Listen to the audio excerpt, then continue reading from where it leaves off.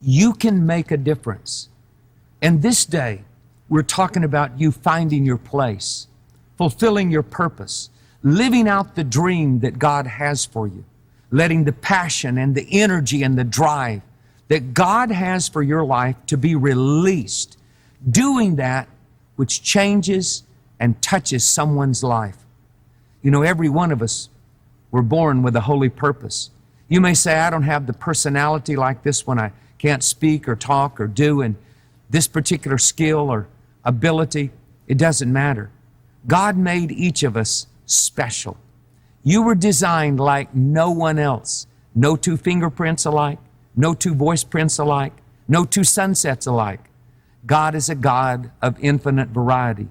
So stop comparing yourself with others and discounting your life. Right where you are, there's someone who needs your love. Someone that God has appointed for you to touch. He's assigned you there. I think about a man who came out of prison. Horrible background, terrible things had happened. But he found Jesus Christ. He began to hear of God's love and grace and that God could still use him. He had to deal with shame and guilt and condemnation.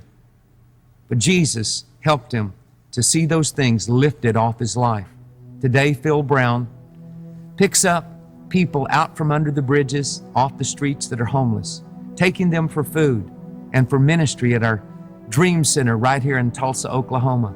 And I think about Phil's compassion today, how God gave him a wonderful wife, has restored the years that were devastated, and now is using him for the glory of God. He can do the same for you.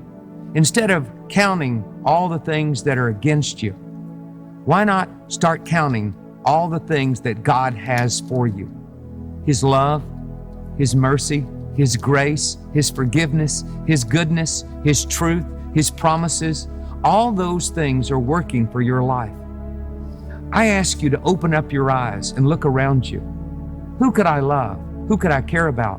When my father died in 1974 and my two brothers, Jack and Charles, and I, we were there for the memorial, and that week helping my mom in South Arkansas. And then we all drove away to different states. And I remember saying to her, Mom, you can spend the rest of your life in a rocking chair, or you can get up and do something for someone else. You may have thought those were tough words, but that was just what she needed to hear. She worked in a radio station as a secretary each day, 8 to 5. That following Monday, right after the memorial service, after she worked 8 hours, she went to the nursing home and she began to reach out and pray for people. Door after door, people she didn't even know. To talk to them, to love on them. And this is what she said, you know, I never really experienced grief like I hear other people talk about. What happened? When she gave her love away, love came back to her. You can make a difference in someone's life. It'll make a difference inside of you.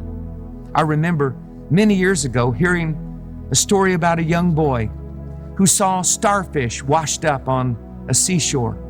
And he began to walk down that shore, picking up the starfish and throwing them back into the water. And an older gentleman came up to him and said, "What are you doing?" And the young boy said, "Well, I'm saving starfish."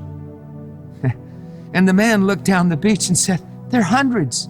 They're thousands. You're not going to make a difference. You could never save them all." You could see the disappointment in the little boy's face as he looked down at the starfish, and then he stooped down and he picked up one more and he looked at it, and then he said, "It'll make a difference to this one." And he tossed it back into the ocean. You know, you may not be able to save the whole world, but the one person you touch, it'll make a difference in their life. It'll count forever.